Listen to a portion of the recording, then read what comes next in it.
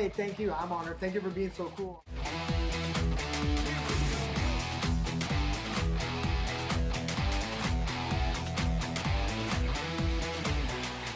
And that's it. Have fun. So let's get into it.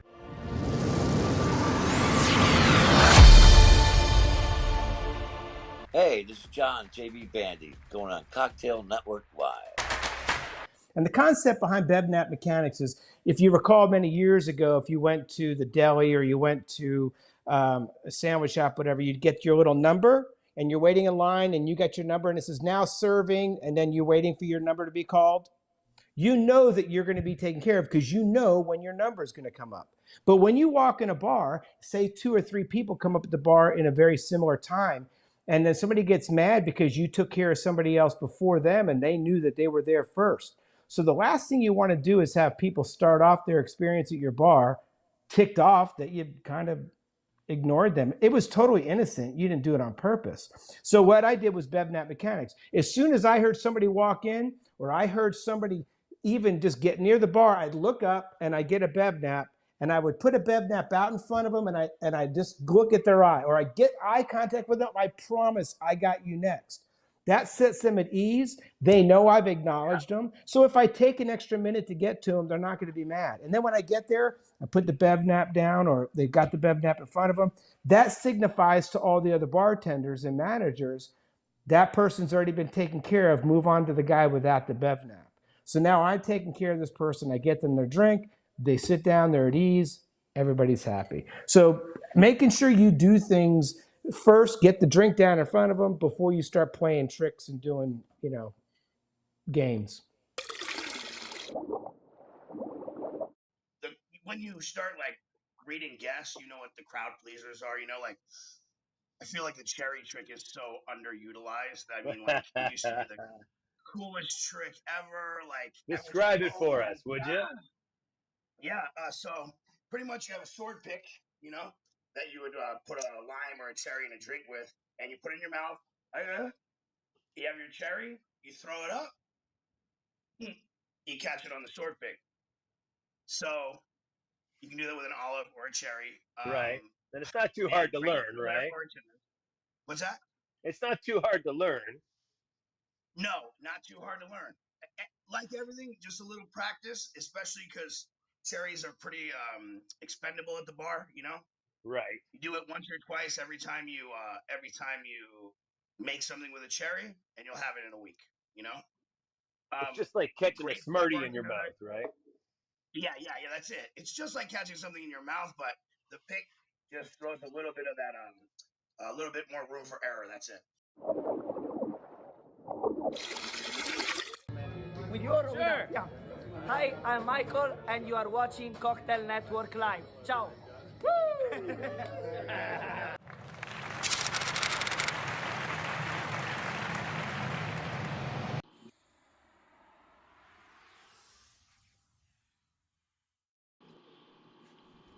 All right, so tonight's cocktail is called the Streets of Mexico. It is inspired from my time in Mexico, 1202, 3, 4, 5, 6, 7, 8, and actually walking the streets and seeing some of the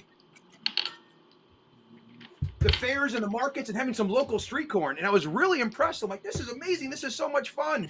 And I'm going to recreate that experience in a cocktail. So we got 2 ounces of Coromino, Gran Coromino, 1 ounce of mixed corn liqueur, 1 ounce of La Copa sweet vermouth, and 2 dashes of Aztec chocolate bitters. I'm down to 20 seconds. Time is flying by today, Dean. Oh my goodness. And we're going to strain that goodness over a large cube because I have it today. Top it some fresh grilled charred corn, spray of butter, smoked paprika. Woo! Coming down the wire, cilantro and cotija cheese, the streets of Mexico. Oh, there it is! Right on the money. Hi, I'm Tom Dyer, and you're watching Cocktail Network Live.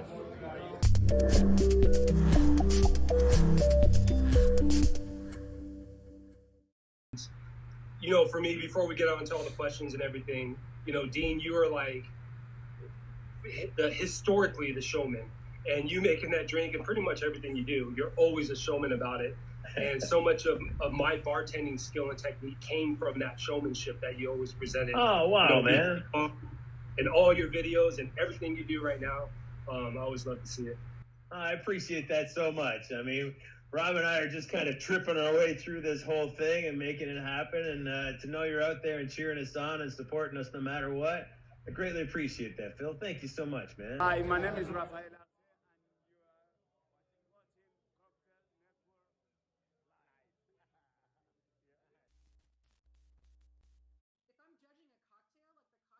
To be fucking delicious. It needs to be delicious. I don't care all this technique that you did to it. I don't care about all the ingredients that you use. The storytelling is absolutely an important piece of that too. But at the end of the day, your cocktail needs to taste fucking delicious. The first year that I competed, I was interviewed by the Las Vegas Review Journal, and they said, "How do you think you're going to do?" I said, "I'm confident. I'm prepared. I'm going to win." Coming in second is like kissing your sister. Well, that year, I kissed my sister. I came back the next year and didn't place. And the third year, I trained even harder. And I was confident in my drink, the story of my drink. I was prepared, and I won that year. So it took me 3 years, but it takes a lot of work. You can't just show up and dial it in. All right, here we go. I almost forgot what my ice cubes were already. So, starting off with, boom, some Cristalino tequila. Here's the Caramino Cristalino tequila. A little bit of simple syrup, just half an ounce of simple syrup, and some cranberry bitters from Fee Brothers Cranberry Bitters. We'll get that a little stir. Boom, boom. Oh, I got plenty of time here. I already have a clear ice cube prepared over here. Just gonna get some cold and some water off of that. And we'll drop her in and strain it over top of my clear ice cube. I have struggled on a garnish for this cocktail, so therefore I'm not having one. Yeah, my final sip basically is first, the banter between you two guys. I love the way how you guys mesh very well together. It's amazing. The camaraderie between you guys is one of a kind.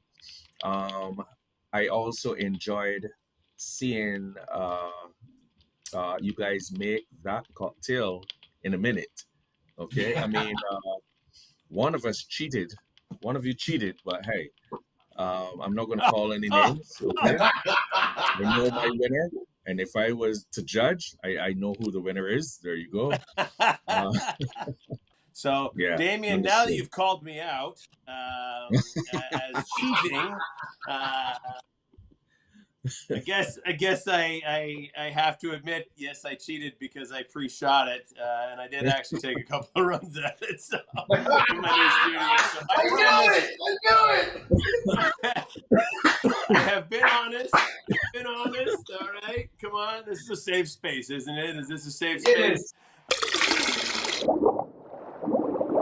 And I remember right before I won World Class in 17, I was in San Diego, and I was on a beach. And Robin Clausen was my tour guide down in San Diego. Right. And she took a picture of me looking out into the Pacific Ocean for the first time. And I remember saying to myself, I would have never in a million years back in 2000 at that bartending school imagined this journey. Never in a million years would I have thought I would see the places that I have, meet the people I have, enjoyed the successes I have. So it's just about appreciating the relationships and the opportunities that this industry affords.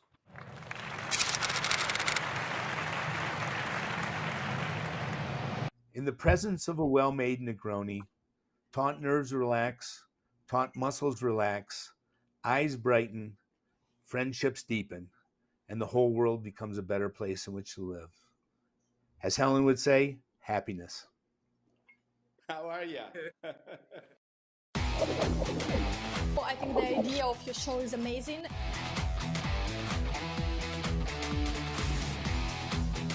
You put in all the work when people aren't watching.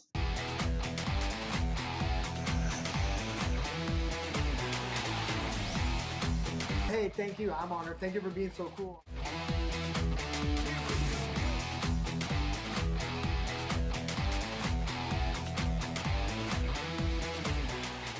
And that's it. Have fun. So let's get into it. And let's get into it indeed. How are you, sir? Another week, another Monday at 8 p.m., and I get to see you, so I am good, Dean. How are you? Oh, I am honored, as you say. It's another Monday, and I get to see your smiling face. Because, you know, when we shake it, we smile. I swear I'm going to get a T-shirt made of that. Yeah. Oh, yeah. You know, Bill Hinkevine just came home with a shirt from Rome. And I say this every day. We have groups come into our plant because I host groups in the morning, right? And my new T-shirt says, "You can't drink all day if you don't start in the morning."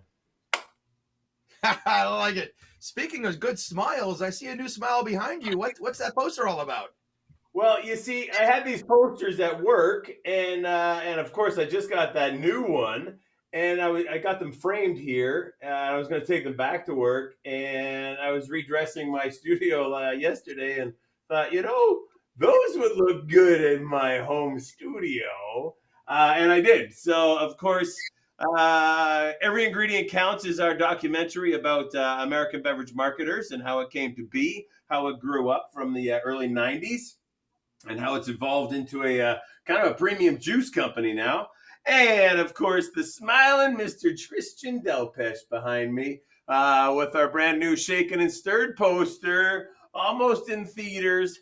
This one is a signed copy with Deb, Patrick, Rob, and I having signed it. Ooh, it's a collector's item, the very first. And of course, behind me are some relics, some old bartending books. One of those is 1862. Yeah. Mr. Jerry Thomas himself. Jerry Thomas book? Is that the one? Yeah, that's the one right there. That's 1862. That was 1928, and that was 1934. All of Jerry Thomas's work being reprinted. So those are some special editions for sure. I'm What are you jealous, doing? buddy. Then keep us up to date. What did you've been gone for a week? Where have you been? I don't know. I can't remember, Rob. I know, right? Well, I can tell you where I've been this week is this past week. We took the week off because you and I were both traveling. So we did a best of show. I believe it was with Vache, and that was an amazing show you picked. If you haven't watched it, go back and watch it. That's one of my favorites. Vache has such great information. Yeah. And but where I was, we were in the Poconos. Now you think Poconos, you think islands, you think adventure. Nothing like that. It's in the mountains in Philadelphia, but it was still amazing. With Kalahari Resorts, we were there for their food and not just wine festival.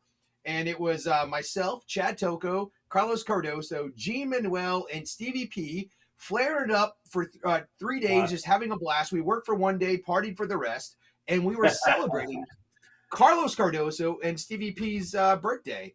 And Joe, I think we have a video of that, Jeff. You went on. Oh, we're gonna run a video. I love it. Hey, look at that cool setup. Playing mini golf, exhibition player.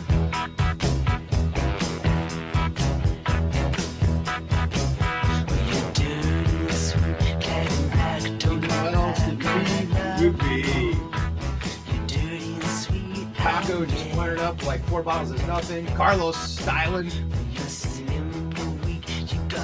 What a handsome bunch you had out there. Floating tip. Hey!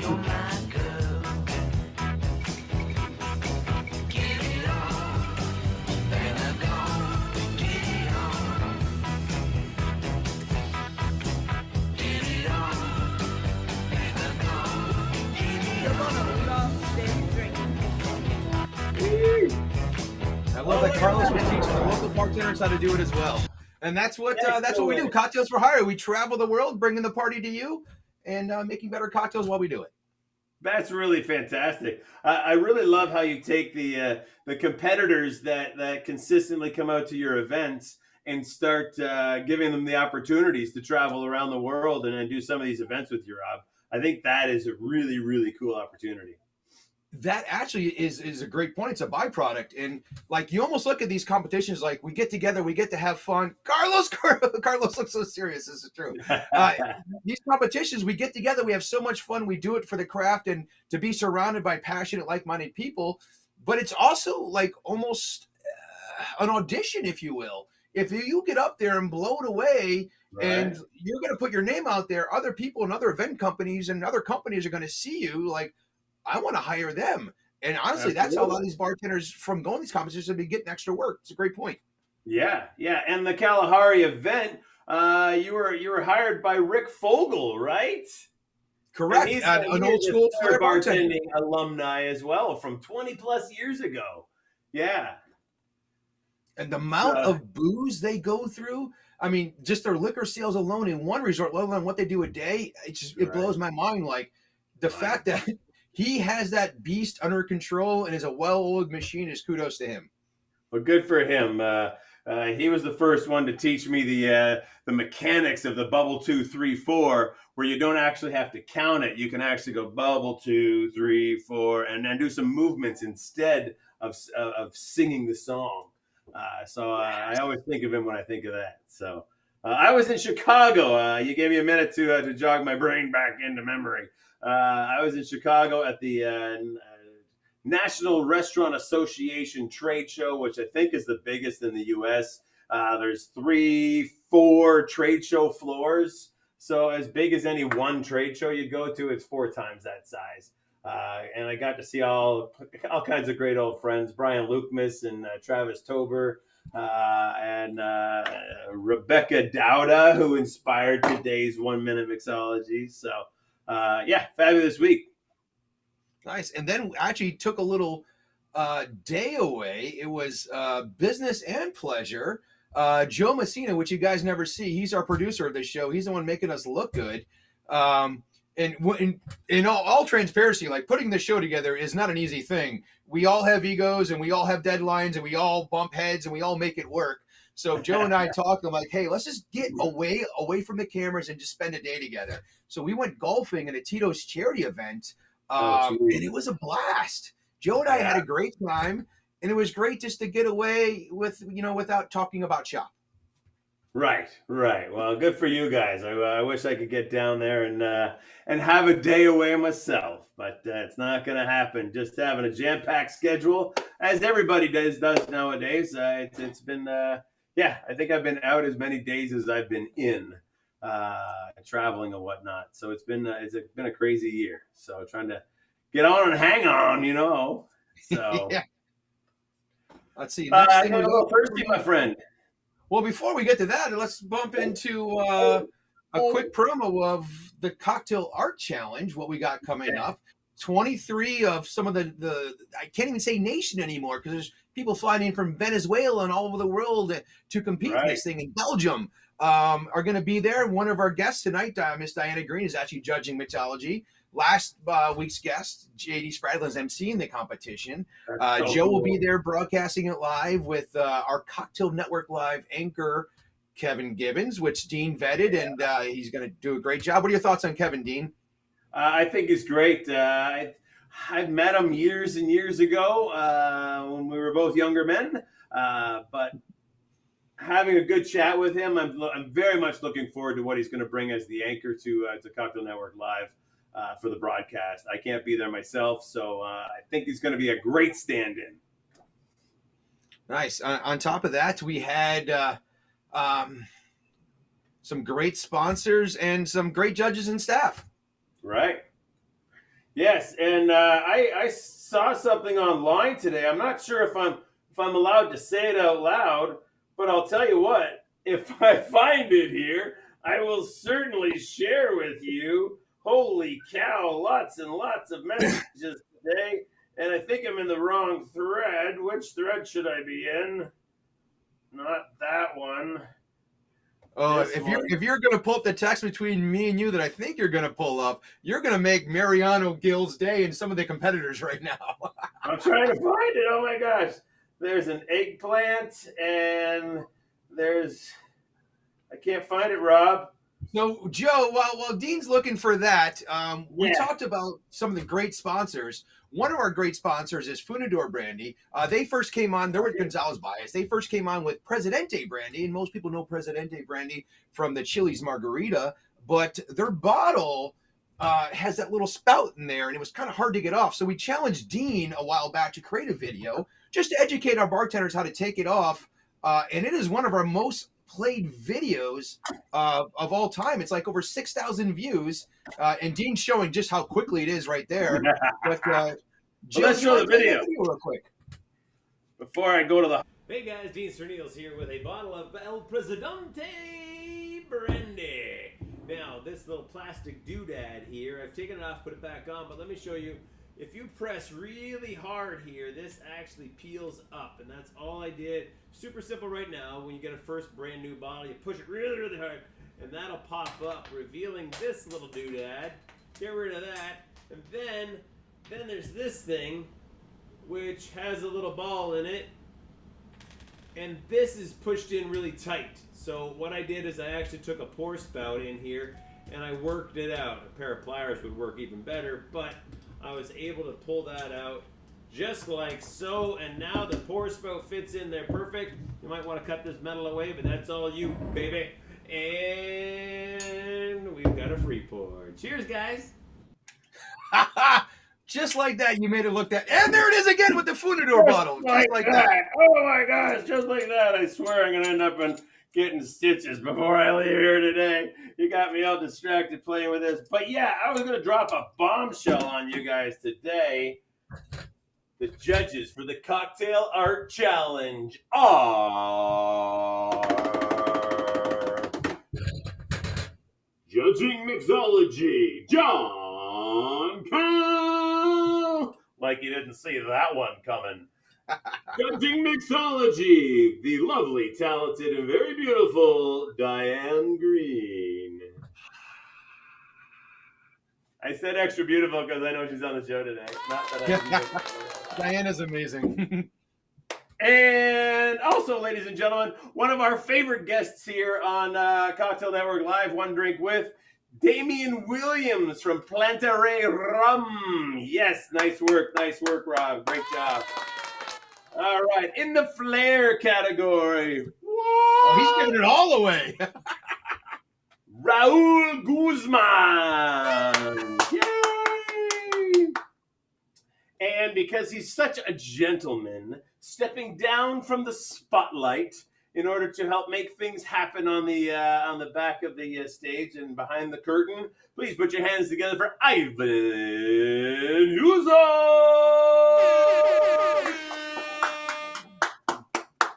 And like a phoenix rising out of the ashes, she's coming back to life. One of our faves. Yeah, that's whoa. Please put your hands together. So delightful. She's such a beautiful, beautiful young lady. Canadian. Shay Court is joining us as a flair judge. Yes, awesome. And in deductions, we've got Francisco Javier Lopez, who is just dynamite. I've seen him at many of Rob's competitions. He's just so on it. And last but not least, you saw him last week. 3, 2, 1. GD Spradlin is going to MC the event for us. So excited about that because, just to have JD back in the game is so cool. Apparently he was sad that we didn't call him. We did. He's back. So we're so looking forward to it. Great lineup. The lineup of competitors is amazing as well. I've been looking through that lineup. 23 competitors now, Rob? Yeah, 23 of some of the world's best. Yeah, absolutely. Some of the best from around the world. Great new lineup of amateurs and advanced. So we're going to be watching some new careers get born at Cocktail Art Challenge 24. It's an exciting job, and the judges have their work cut out for them, and I look forward to seeing everyone on stage. Absolutely. Me too. All right. But I get to watch it from California because I have to travel again. I'm going out to California to work with our... There we go. I got that off before I die. All right. See, and then that just pops off, and then that just pops off, and then we put a pour spout in it, and it's time to make a cocktail. So basically, you just took the metal strip off, and as soon as you take the metal strip off, the pop pops off. Is that correct? Yeah. There's 2 pieces, technically 3 pieces, because there's a little ball in the center. Let's go to camera 2, which needs to be focused. That camera 2 is way overexposed. I'm sorry, everyone. All right. There's 1, 2, 3 pieces, and it just pops right out. It's ready to go. Nice. Woo! All right, put that away. Always close the knife, you know. You don't want to cut yourself. All right, you thirsty? I'm thirsty, man. I'm thirsty. Oh, my God. Yes, now that you said that, I can use a drink. Yeah, rock, paper, scissors? No, I don't want to mess up, Joe. You go first. How about I go first? Go ahead, sir. I have to go first on the second round. So before I start, I'm not cheating. We talked about this. All right, I am pre-setting a garnish. I ran into Rebecca Dowda in Chicago, and she was working the IC booth or the EC booth or the ISI booth, and we talked about this cocktail. I've seen it online. So that is just egg whites and finest call espresso mixed together. Sounds a little bizarre at first, but super cool. That's just a foam. It's equal parts in a charger. It's all charged up, and all I'm going to do is create a cocktail to pour on top of that. But first, I need to poke a little hole in the top. Yeah, I'm at home. All right, I wouldn't do that at the bar. I promise I wouldn't use a pen. All right, but I'm at home, so whatever. So I'm ready, man. Count me down. Give me a J.D. Spradlin style. J.D. Spradlin. 3, 2, 1, go! There it is. Here we go. We've got 1.5 ounces of Presidente rum, a couple of dashes of chocolate bitters, 3 ounces of finest call espresso, and I almost forgot my 1/2 ounce of white creme de cacao, and new from finest call is the jalapeno syrup. Oh, this stuff has got a little kick to it. I got you. Boom, boom. And we'll shake it up.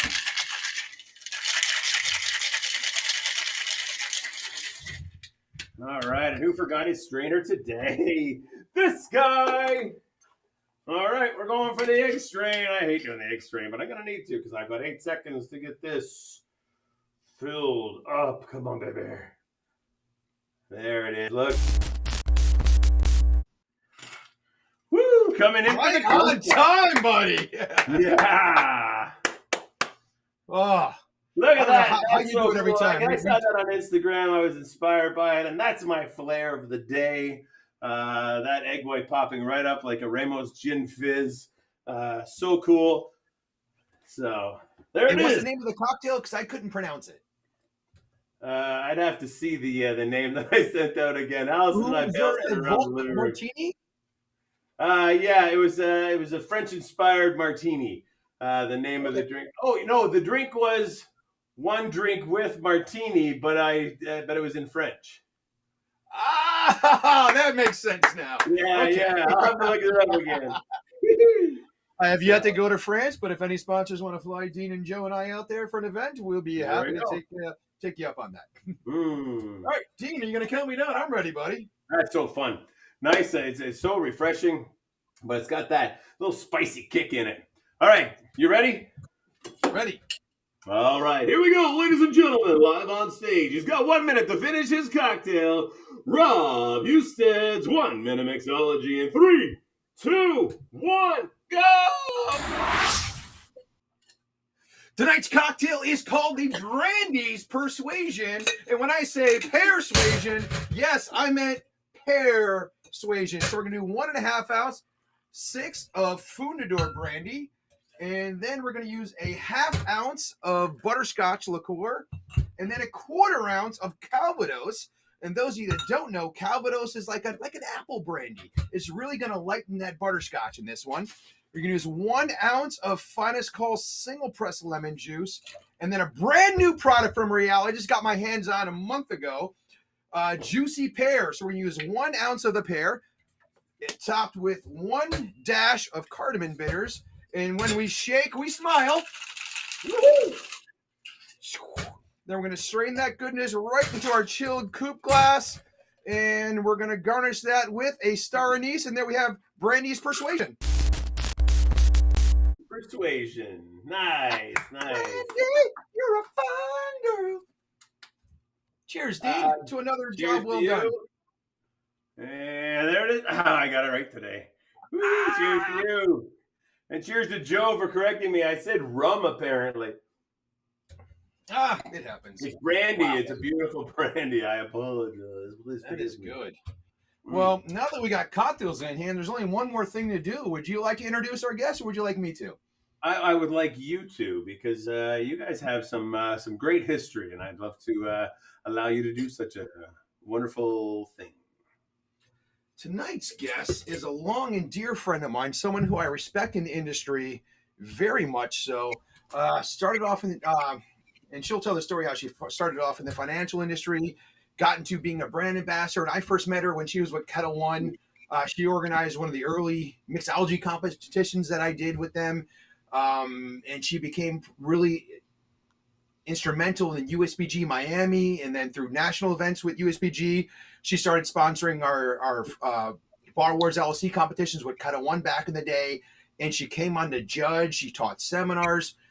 This woman is a class act. She does it all, and she does it all with a smile, regardless of how hard she went last night or how hard she didn't. She always shows up the next day. Someone I respect, Miss Dianna Greene. Woohoo! There she is. Hey, that was such a great introduction. I think I have tears in my eyes, Rob. Geez. Oh. you really do mean so much to me. And so many, and South Florida bartenders alone, you mean so much. You're an inspiration, you're a mentor, and you're something we all strive to achieve be one day. So thank you. Oh, nobody wants to be me. They want to be themselves. Okay. Well, starting off with being ourselves, let me ask you the first question is, Dianna, what are you drinking? I am getting very lazy in my old age. So I am drinking a glass of Baronia Tempranillo, beautiful red wine from Spain. And it's born among friends to be shared with friends. So I'm sitting here sharing it with you guys virtually. Cheers to you. Here, here. Wait, here you go. It's not easy. It's not easy, I tell you. Cheers. Great. Dianna, it's funny because I think it's kind of funny. I've known you for many years, but I don't know if we've actually had a cocktail together, like a proper cocktail together, because we're always at Rob's event, and we're always busy helping run the event and running around and all that kind of stuff. So we never get a chance to properly to catch up. So looking forward to doing some of that today. Absolutely. I don't think we've gotten to belly up to the bar and share a tipple together. Yes, yeah. So this is going to have to be until September. I'm going to be down for the Bartender Shakedown in September, and I'll look forward to that. So hopefully you'll be able to make it out to that one. Excellent. Sounds good. Cool. So yeah, I haven't seen you since last October. Tell us what have you been doing? Catch us up on your busy life. Dean, you didn't know what you did last week. So I'm pretty sure I don't know what I've been doing since October. It took me a second to remember where I was. No, it's actually been super crazy. I actually went to Spain. I spent some time at the Tio Pepe Bodegas in southern Spain, and then I came home, and then I went to I had a lovely vacation for my birthday in St. Croix, where I got a ring on it. Hey. So engaged, yay. And then, obviously it was the holidays, but we've been really focusing on education within the brandy and sherry world. So I've been working on that with my team, and, just spending a lot of time on airplanes and trains, and telling everybody about our wonderful wines and spirits. And having some fun. Trying to have some fun.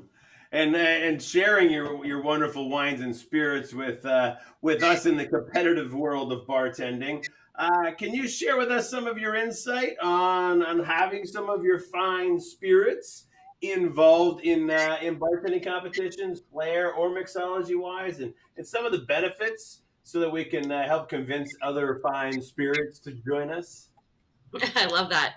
I really started with sponsorships within the kind of the Kettle One brand, and I was working with bartenders to really develop the relationship of the brand with the trade. And it was at a time when, people were running around with vodka is dead t-shirts, mixology cocktail Right. bars were shunning vodka at that time. So it was really important for us to have a conversation with the trade. And the most, I think, genuine way to do that is through competitions. It's an opportunity to spend time getting to know your competitors. You have the time before the event as they're setting up. When somebody's stressing about, not having the right tool or ingredient, you can, help them, and you develop a relationship, right?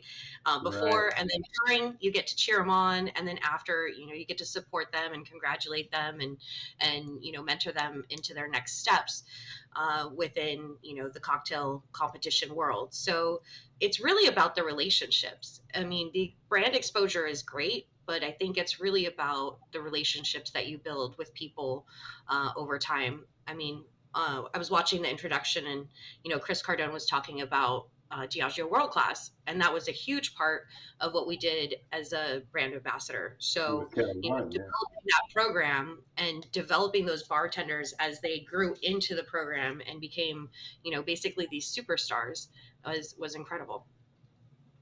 And have you seen a lot of continued kind of return on investment on those bartenders that were invested into in the Diageo program more specifically as they've moved on? Yeah, I think so. I mean, obviously with COVID, we had, a lot of people in the industry who are, now in the lawn business, or, doing real estate, or, things that are Real not estate, yeah. necessarily in the industry per se.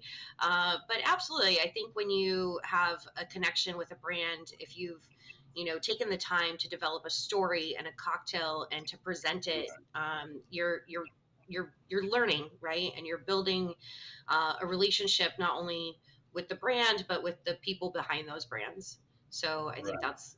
it's always important. And Super I important. mean, it's a hard ROI. I mean, it's not like you can be like, hey, I can go around and measure every bartender and what's on their cocktail menus and say, hey, yeah, like I got 100% placements. Right. Well, I'm not saying you can track the boxes or anything, but certainly being able to track, you keep in touch with those bartenders throughout the years, and I'm sure those relationships that you built are still strong, and that's kind of the point that I was hoping to get to. The value that connecting with the bartenders. I mean, Rob and I still love pouring Sky vodka, and we haven't talked to a rep in years. Sure. So that's kind of what I was getting at.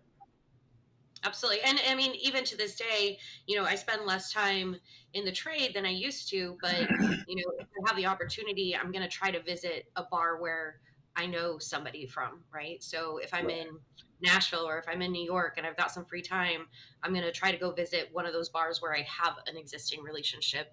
And, ideally, especially somebody that I've, judged in a competition. I think that's super cool to go sit at their bar. I love that. Yeah, and they get a lot out of it too. Like just the fact I'm like, oh my god, like she judged me in a competition and now she's sitting in my bar. Like I feel value, like I did something right, and they're gonna associate that goodwill and good feeling of you with your brand. So that's smart. It's great. It's a win-win for everybody. Dianna, let And I'm me not ask there you to this. judge them. Not there to judge them. Just to enjoy Right. Just there to enjoy their work. Let me ask you this: from first judging Bar Wars LLC competitions through the mixology when you first came on all those years ago till now, what have you seen change throughout the years for better and worse? That's a super interesting question. I feel like at one point it just got a little bit too crazy. Too many ingredients in cocktails, and just these over the top, adding molecular elements or adding, just so much outside kind of noise that sometimes the cocktail would get lost and you wouldn't really have balance and a delicious cocktail. So I think at the end of the day, when you're in a cocktail competition, step one is to deliver a great cocktail.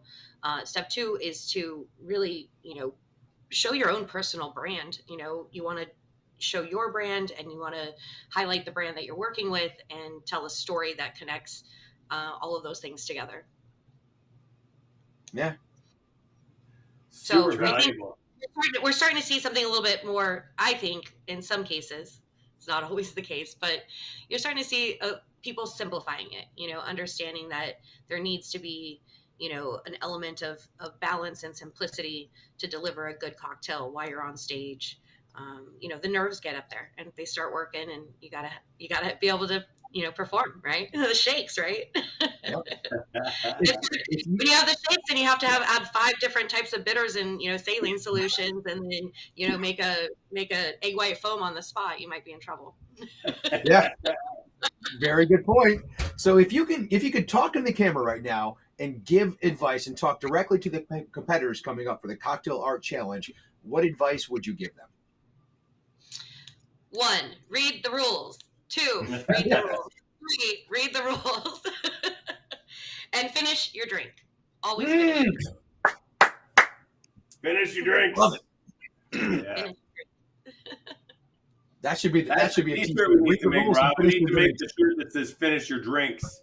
Yes, yeah. All the judges wear them. Yeah. Or I finished my drinks at Cocktail Art Challenge. Yeah, and you only get that shirt if you finished your drinks. Yeah, that's a great idea. It's true. All the ideas and so little follow through. Hey, we've got an opportunity to get comments. If anybody has comments that they'd like to throw into the show, anybody who's watching live, please do so. Drop in a comment, say hi, say whatever. And if you have a question, put a great big Q at the beginning of your sentence with the question, and we'll try to make sure that we get that question off for Dianna. Diane, let's talk about brandy for a little bit. What's that? Dianna, you can do it. You can do it. Yeah, with an A. Yeah, I was like, it's Diana. I was like stuck right there. And I was gonna go like Diana. I want to talk about. Let's talk about brandy for a second. Presidente and Funador Brandy, 2 of your prime leaders, right? You spend most of the time educating and talking about. How is brandy making an impact in a very, very busy category of spirits? Can you fill us in a little bit and tell us a bit? Sure, absolutely. Just thinking about what's going on in the spirits world right now. Vodka has been kind of the king for quite some time, with about 30+% of the market. But now we're seeing tequila and agave spirits start to really creep up into that. And then you've got bourbon, and then you've got rum, and then you've got cordials, and then you have brandy. So brandy is definitely not the most popular spirit of choice right now, but it is one of the original brown spirits. And if you think about brandy production, it really stems from the winemaking process. So Right. You had grapes and you distilled them, and it became brandy vine, burnt wine. So it was one of the first, actual spirits ever created, in what you could consider, modern distillation times, right, by the Dutch. And so it was, sometimes clear, and then it would be put into casks and then aged, and you would get essentially your first brown spirit, which I think is super cool. When you look at classic cocktail books, you don't really see a lot of rye, you don't see a lot of bourbons, you see brandy as the brown spirit of choice. Right. So when you're looking into some classic cocktails, there's some great recipes. And if you really think about it, just about anything that you make with whiskey or rum or tequila can be made with brandy as well. So it's a balanced spirit, and it's really delicious and easy to drink. I just think people have kind of lost sight of it. It's not as popular as it used to be. Specifically with Presidente, which thank you, by the way, for showing us how to open the bottle again. You're welcome. And Alvin says Happy Memorial Day to everyone. Hello.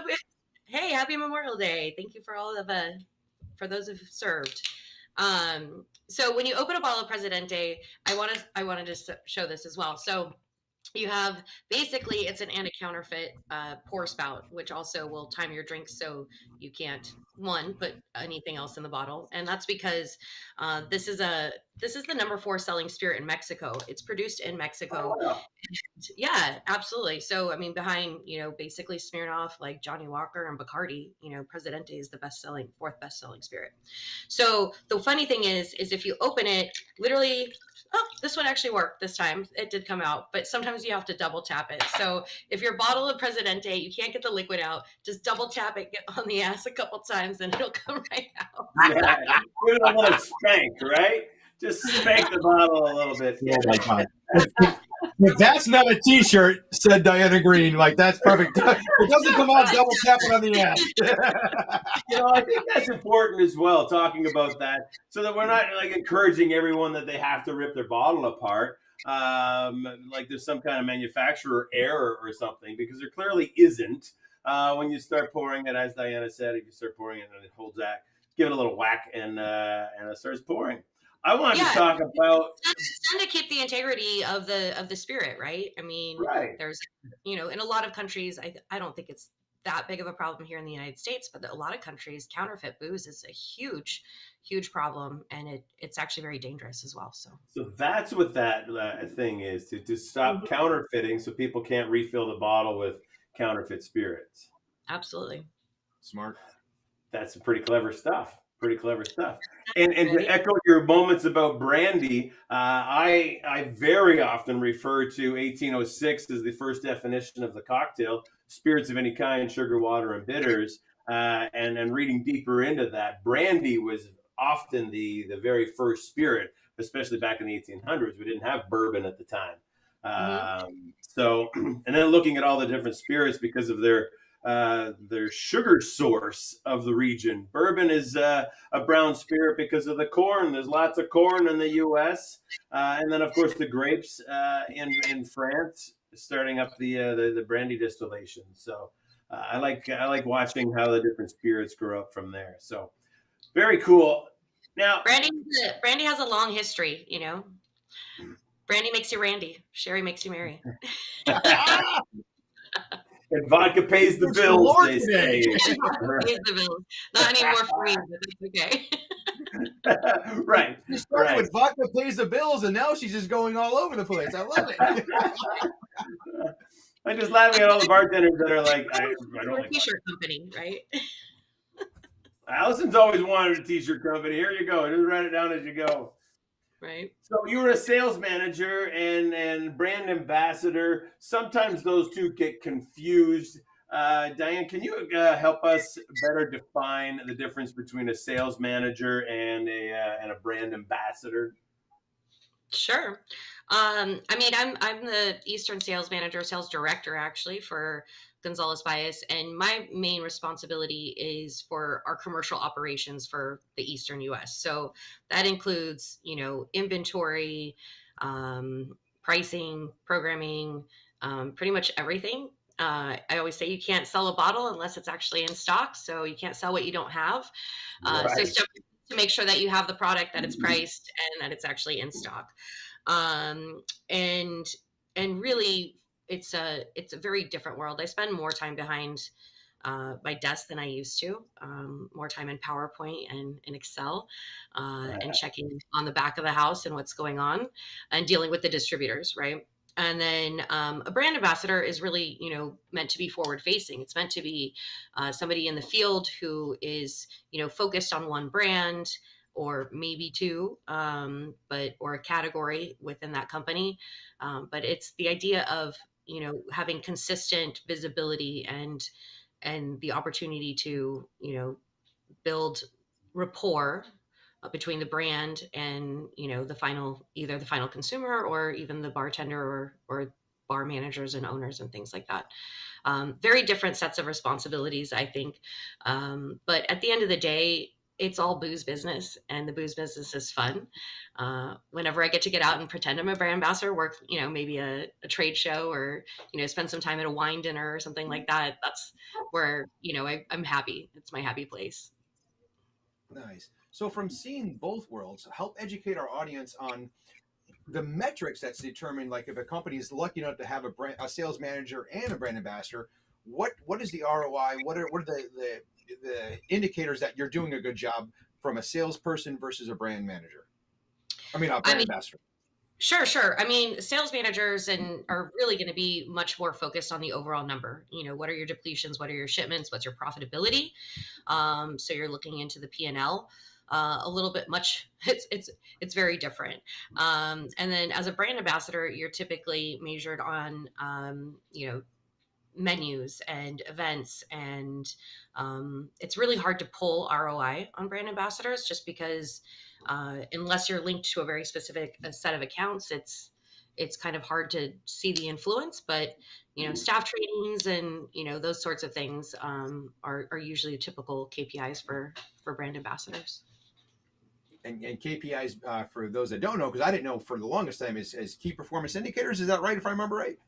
Key performance indicator. Yep, absolutely. You want to go into that to what? ROI, return on investment. I'm like, how many have I said so far today? Well, those are all really important acronyms that we have to learn along the way in the industry in order to move up and around in the industry, right? Right. IY, what is it? ROI, return on investment. Yeah. But this is all stuff like when you first start out, you don't know these things, so you kind of just shut up and just kind of fake it and just like wait for someone to say something and then go home and Google it really quick, right? Until like someone tells it to you.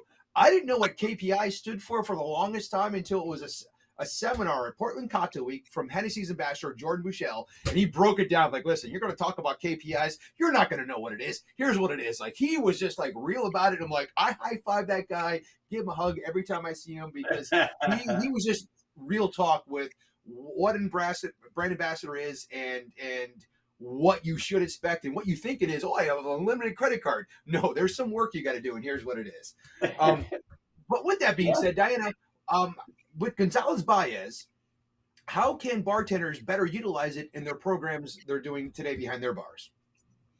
I mean, our most popular, products within the bar community in the on-premise world are really our sherries. Gonzalez Baez started as, a sherry producer in 1835, and, 5 generations later, we're still producing sherries. So Tio Pepe and, a line of superior sherries and the vermouths, which you love so much too. Those are all sherry based.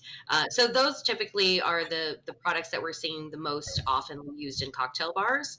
And then, we have brandy and we have a sherry cask spirit collection, which includes Nomad Outland whiskey, which is a very fun project. I mean, we're literally bringing whiskeys from all around the world. So we started with a blended Scotch, brought it to Spain, to Jerez, aged it in Pedro Jimenez casks, and you have this, wonderful sherry bomb, Scotch. And then we took it to the next level and started doing a reserve on that, where we age it even longer in Oloroso sherry casks.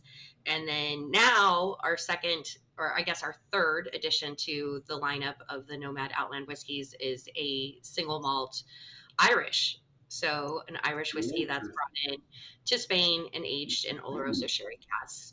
So it'll be fun, and at some point we'll expand to bourbon and Japanese and whiskeys from all around the world, so we can really tell the sherry cask story on how it affects the whiskey aging process. See, you just brought up something so poignant right there. Is sherry. Most bartenders, most consumers think of sherry as that bottle that sits in their grandparents' fridge or their cabinet, just sits there and does nothing. But how impactful is it of consumers today, which you brought up so poignantly, of sherry cask and this and that, and like Angel's Emmy and all these different things in a sherry cask, and you gravitate towards that because it's so good. What do we have to do to break down those walls for consumers of saying sherry is relevant again? Absolutely. I mean, sherry is, the DNA of Gonzalez Baez. It's the base of everything that, we started with. Now that we have wines and, spirits from around the world, it's become a little diluted, but so has the category. And I think a lot of that is just because there's so many different products available. I mean, there's so many different cordials and different, fortified wines, or, different aromatized spirits and amari and things like that, that everybody has a million different options of things to use. And sherry is by far the most complicated wine category in the world. I mean, it's fortified wine, and then it's aged in a Solera system. You've got styles ranging from extremely dry to extremely sweet. So it's really about, I think, education and training, and we're working on that on a day-to-day basis, making sure that we're, giving bartenders the training that they need to understand when to use a Fino sherry and when to use a Pedro Jimenez sherry, because they're completely different flavor profiles. Or understanding when a recipe asks for manzanilla, that's actually a Fino sherry as well. It's the exact same sherry, just from different areas, different same styles of sherry, just from different areas of the sherry triangle. So it's complicated, but sherry has an incredible backbone. I mean, it really is, kind of the first cocktail in a bottle, if you think about it. You take wine, you fortify it, you barrel age it. I mean, how many people have barrel aging programs on their back bar where they're barrel aging Negronis or Old Fashions or Manhattans, right? So we started barrel aging fortified wine, and it's the first cocktail. That's really fun. That's a really fun way to look at it. Cocktail, I guess you could say, right? But yeah, I mean, and sherry was being shipped, right, in cask, and sherry is not aged in little bourbon barrels. It's aged in these huge 600-liter casks, and then typically, so they're not rolled around. Yeah, they're not rolled around. You don't roll those babies around. So and it was actually sometimes moved into like a 500-liter cask for transport, but still, that's a big cask. And then once the sherry got to the UK, it would typically be blended and sold off and bottled locally, and then the cask would then go into the whiskey industry. So the Scotch industry has always loved getting their hands on sherry casks.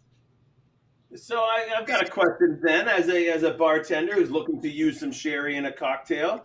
Can you quickly give us some of the flavors that we could find in sherry, so that we could start figuring out exactly where to place it in our cocktails? It's like a 3-hour seminar, but that's okay. I get it. Give me a handful.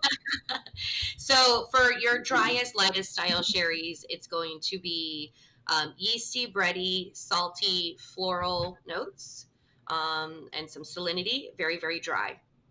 And then as you get into your more aged styles, like an Oloroso or a Palo Cortado, those are both going to be more nutty and woody.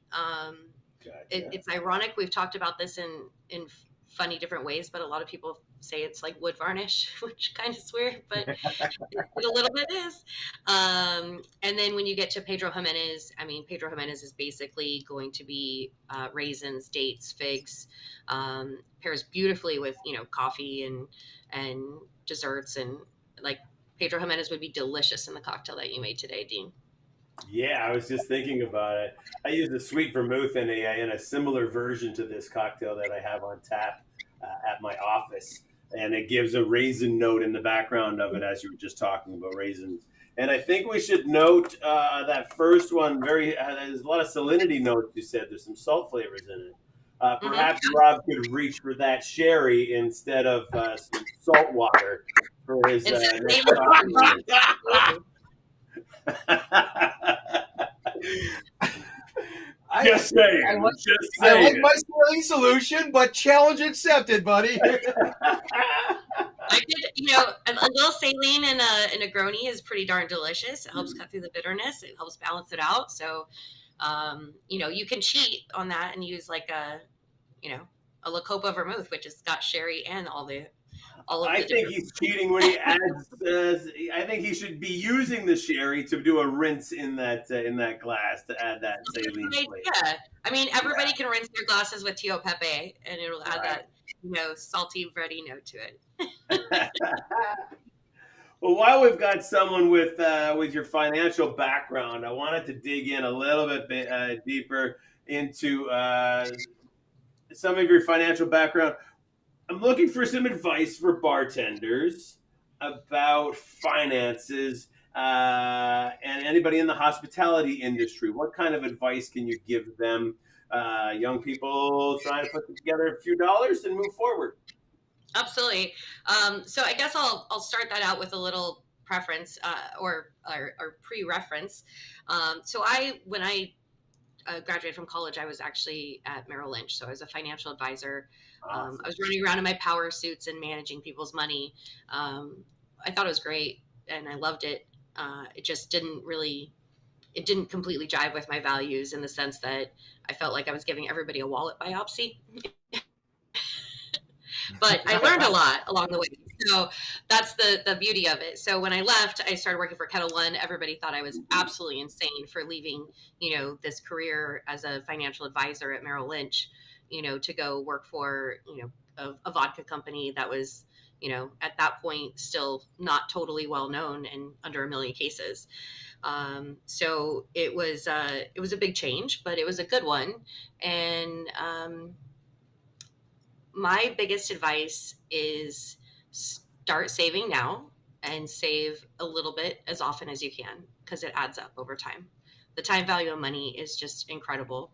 And always make sure your money's working for you. So whether it's in something super safe, like a high yield savings account, or CDs or something short term, or if you can, take a little bit more risk and get into, some mutual funds and some stocks and bonds to increase your opportunity to grow your money over time. That's super important. Having a safety net is always, I think, the one thing that helps give you freedom, right? It gives you the opportunity to, leave that job that you don't like, or to pursue something that is of interest to you, or maybe even do a competition that you didn't think you had time or money for. So am I going to put $100 every 2 weeks into a Robinhood account? I mean, you can go Robinhood, but I would suggest something a little bit more, like Fidelity. Yeah, all right.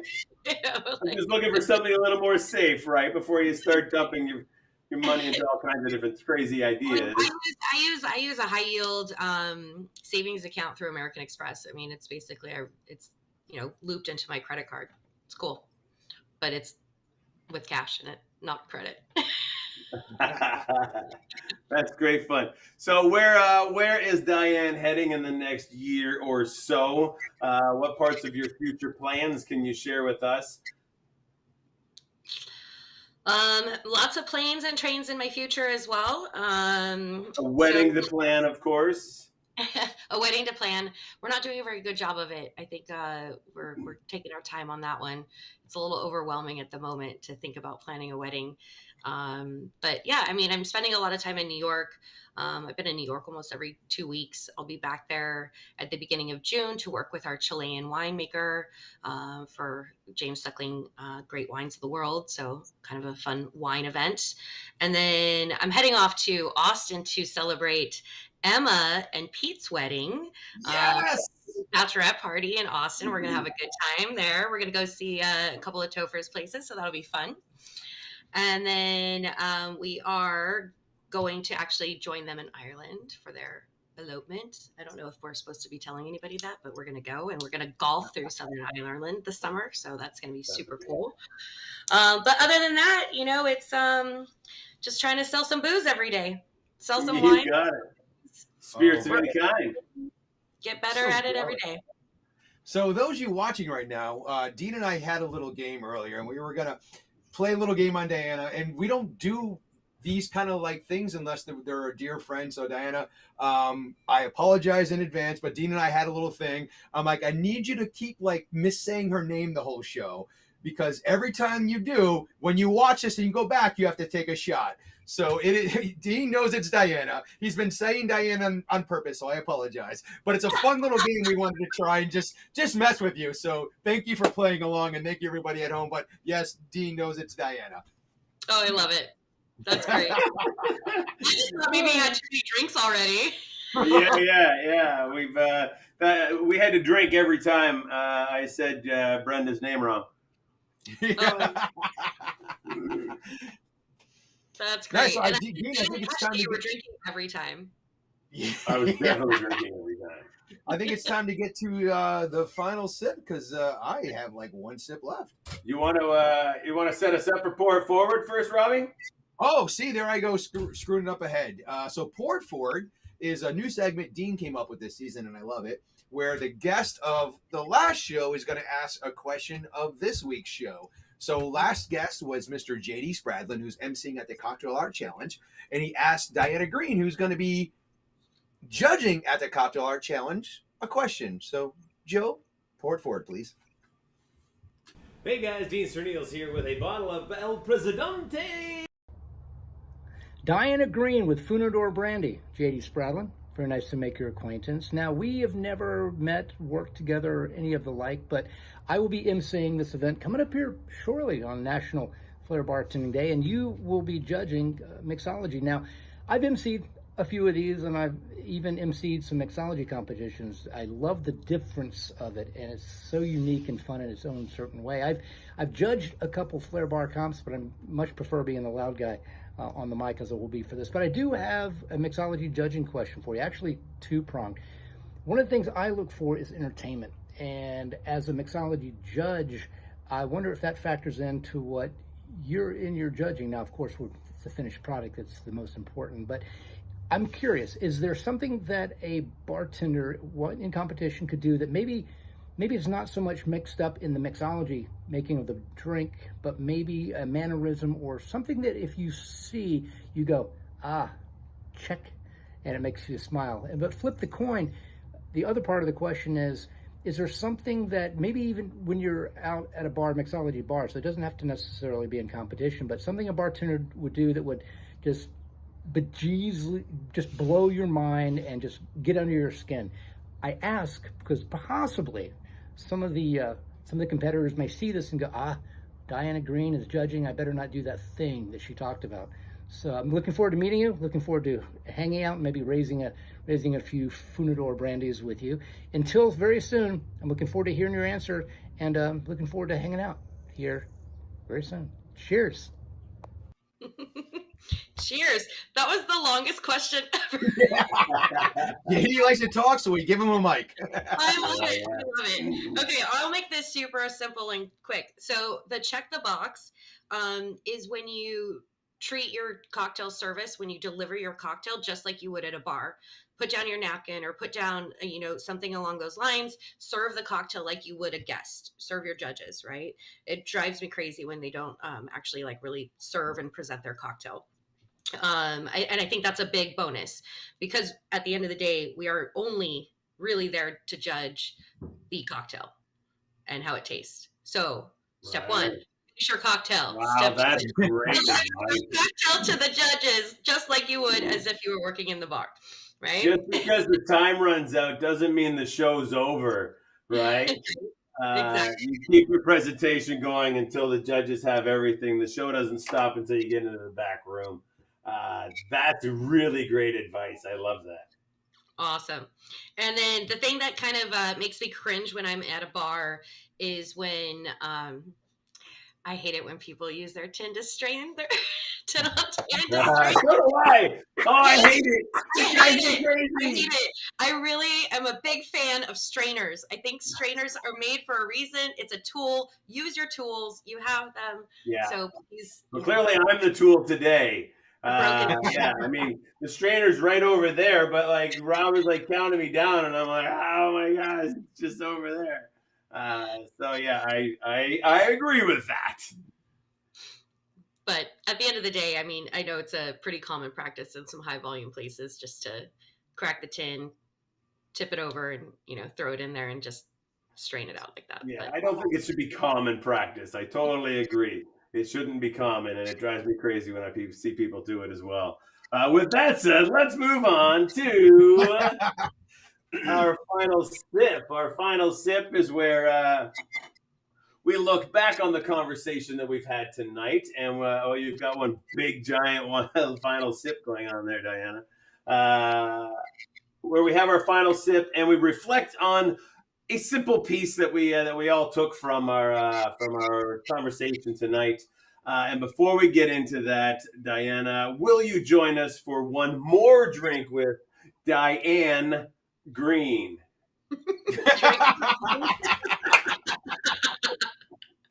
I had 2 sips left, so I had to burn one off. Will you join us on Patreon for our One More Drink with Dianna? Absolutely. I would love to join you. Awesome. Well, I will start off with our final sip in my egg white and espresso foam covered glass, which doesn't really look all that beautiful at the end of the day. And balance. We talk about the balance of a cocktail, and it's a big thing that I talk about quite a bit as well. The balance between how much flair is too much flair and how much mixology is too much mixology. And Dianna talked about it this earlier on about the balance on stage and making sure that you've got just enough mixology and enough flair all balanced in your show, and how important that is. So it's not a show that's all about bottle flipping or all about the cocktail. And where we are as a community with bartenders in general, getting more of that balance outside in the community and behind the bars. So that's a piece that I took as my final sip tonight on One Drink with Dianna Greene. Oh, well said, buddy. All right, so for my final sip. Well, let me get the book out. Pastor Rob is speaking. Now there's pressure to it. My final sip for today is all about connections. Those connections you make from going to industry events like Tales of the Cocktail, Bar Covenant, Mixology Matters, to competing in bartending competitions and meeting new competitors and meeting your judges. And then judges come to your bar, like Dianna said earlier. Those connections are irreplaceable, but they have to start somewhere. That bar back that's bar backing for you could be your bar manager in your next job in 2 years, or that judge that judged you could be offering you a job because they were so impressed on stage of what you did. Make those connections, be real, but don't forget to take advantage of it and keep moving forward in this industry. That's all I got.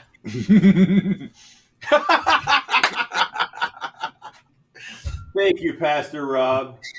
Oh, I love it. It was fantastic. And it's always fun to spend time with you gentlemen. I mean, it's laughs and smiles and friendship at the end of the day, right? So born among friends to be shared with friends. What is your final sip of the day? What did you take from our conversation that you loved so much? I think that was it. That kind of was it, but my name's Dianna. Word. I get it. I totally get it. Yeah. I apologize. Thank you very much. No, it's good. It's good. No, I mean, I love it. I think that, it's a good laugh and super fun, and that's the idea. See, this is just like us bellying up to the bar, right? Because if we were sitting at the bar, you would like smack me and go, "You stupid idiot, my name is Dianna." And that would be all good. Actually, I don't get mad. I correct people like once, and then I just let them go with it. Right. Deanna. I mean, it doesn't matter. I'm like, it starts with a D. Whatever. I'm awesome. Well, thanks for playing along with our game today, because if we had to play with someone, I'm happy it was you. That's great. I'm glad you got all your sips in. Got all my sips in. I'm ready for one more drink with Dianna Greene in just a few minutes. Dianna, we're hoping to spend a little bit more time in between shows with you. But until then, can you tell us where to find you on the internet and where you'd like to tell people to go look up some of your spirits and whatever, and how to be in contact with you? And then we'll catch up to you in a few minutes. Absolutely. My Instagram is Drams and Gatherings. And by the way, my last name is Green with an E on the end. Oh, and I literally copied and pasted what you sent me, so that one's on Joe. So, yeah, the DG for Drams and Gatherings, Dianna Greene. Oh, that's my God. cool. Hey, you fixed it. Look at that. That's amazing. Joe, you're incredible. Thank you, Joe. Yeah. Thank you, Joe. All right, Dianna, we'll see you in a few minutes on One More Drink With on Patreon. It's free if you're watching. Go check out the Patreon. It's absolutely free for this season. There's all kinds of great content there. Go check it out. Thanks, Dianna. Awesome. Thank you. Bye-bye. Dean, another fun show. That one. I think we got to split it out. That went so fast. Yeah, that was just fun. That flowed. I enjoyed it. I'm happy we did. I'm looking forward to Cocktail Art Challenge, but doing this with not just 23 other competitors, not just with 10 other judges, not just with all the sponsors, and not just with you watching online and you watching in person. Dean, is going to be amazing. Yeah, and I'm going to miss it, and I apologize. Other work is calling, so I'll be on the West Coast trying to tune in and calling in if I can. That would be absolutely wonderful. I can do that.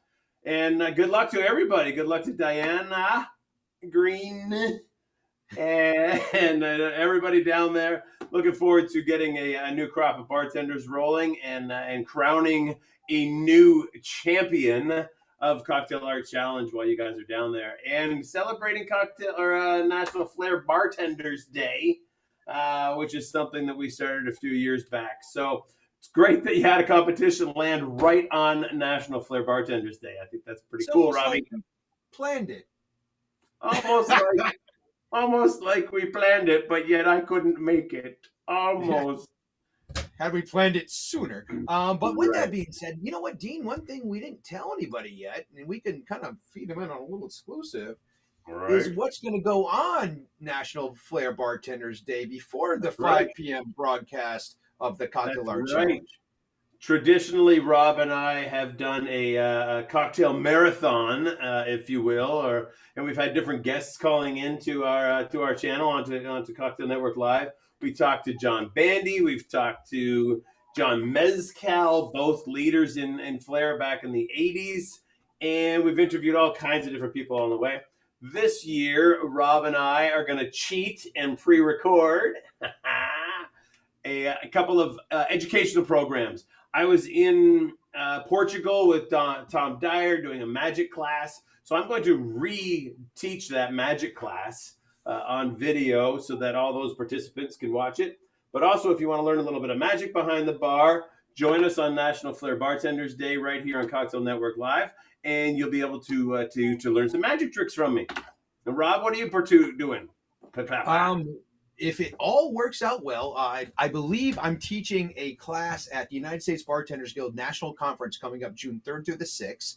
That Tuesday at 1 p.m. Colorado time, because it's in Denver, Colorado, crafting your future using AI and technology. That same title, I taught a seminar at Mixology Matters back in October, but what this seminar is only maybe half of that. And there's a whole another half of brand new stuff, because as we know with technology, every 6 months it changes, and it changes dramatically. Right. I'm excited about this seminar. I can't wait to share what I learned and share it with the bartenders of today so they can be entrepreneurs of tomorrow. And that's what you'll find out in that seminar. Excellent. And then after our educational programming on Cocktail Network Live, we're going straight into the Cocktail Art Challenge competition with J.D. Spradlin running the show and Kevin as our anchors. So it's going to be a fantastic show. It's going to be a fantastic day celebrating bartenders with flair around the world. Yeah, and we may have another Cocktail Network Live anchor that we may be announcing soon. Just need them to sign on the dotted line. But full of surprises. If you haven't seen already, it's an amazing staff, amazing talent. Everyone comes together. To go back to those connections that we said earlier, if someone's calling you, you pick up the phone, you do what you can to help push this craft, and that's what we do. And Dean, I'm just excited, and I'm excited for one more drink with. One more drink with coming up. Always evolving, always growing. Thank you, Joe, for having our backs and then making sure the show runs right. Thank you, Dianna Greene, for being a fabulous guest, and we'll see you at One More Drink with. Thanks, Robbie.